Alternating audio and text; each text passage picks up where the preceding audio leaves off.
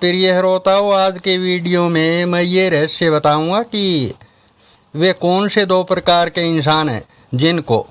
ईश्वर या परम शिव जी द्वारा भवसागर से पार लगवाया जाता है।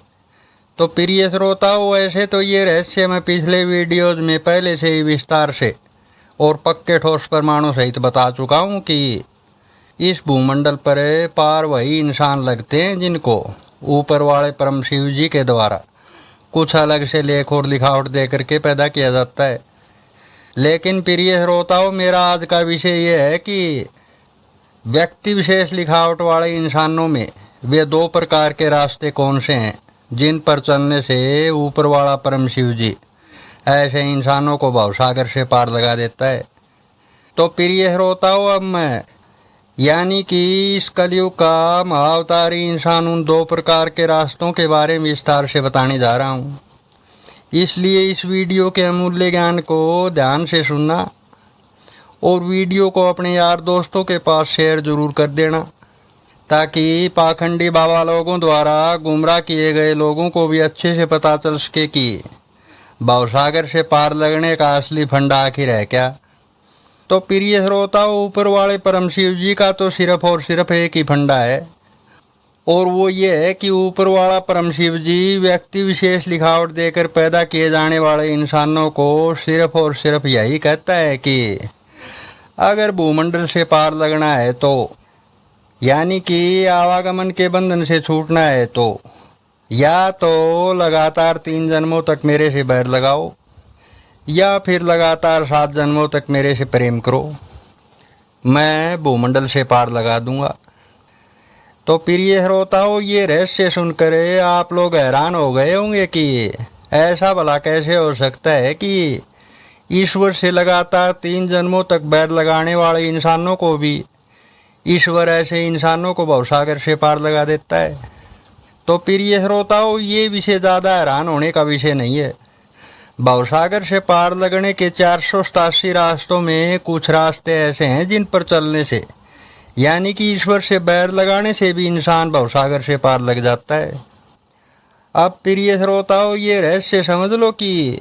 वे कौन से व्यक्ति विशेष इंसान हैं जो लगातार 3 जन्मों तक ईश्वर या ईश्वर के किसी एक रूप से बैर लगाने के बाद भी भवसागर से पार लग जाते हैं। तो प्रिय श्रोताओं, ऐसे इंसानों में वे इंसान आते हैं जो गीता और ग्रंथों, वेदों और पुराणों और शास्त्रों में राक्षस बताए गए हैं।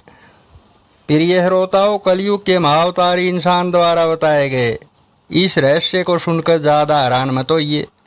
क्योंकि असली ईश्वरीय सच्चाई तो यही है कि ईश्वर या ईश्वर के किसी एक रूप से बैर लगाने के बाद भी व्यक्ति विशेष लिखावट देकर पैदा किया गया इंसान भूमंडल से पार लग जाता है। अब प्रिय श्रोताओं, ये रहस्य और जान लो कि वे कौन से व्यक्ति विशेष इंसान हैं जो लगातार 7 जन्मों तक ईश्वर से या फिर ईश्वर के किसी एक रूप या फिर 2 रूप या फिर 3 रूपों से प्रीत लगाने के बाद इस भूमंडल से पार लग जाते हैं। तो प्रिय श्रोताओं, ऐसे इंसानों में आते हैं इस सृष्टि के सारे साधु संत सन्यासी योगी बाबा महाराज लोग। प्रिय श्रोताओं, आप लोगों की रहस्यमयी जानकारी के लिए बता दूं कि ये जो साधु संत सन्यासी योगी बाबा महाराज लोग होते हैं, ये पहले तो लगातार 3 जन्मों तक ईश्वर की कठोर भक्ति, उपासना या फिर आराधना करते हैं। उसके बाद ईश्वर यानी कि ऊपर वाले परम शिव जी के द्वारा ऐसे इंसानों को लगातार 4 जन्मों तक स्वर्ग कैसे आनंद खेल भोगने को दिए जाते हैं। प्रिय श्रोताओं, इस रहस्य को आप लोग यूं भी समझ सकते हो कि लगातार 3 जन्म भक्ति जीवन और फिर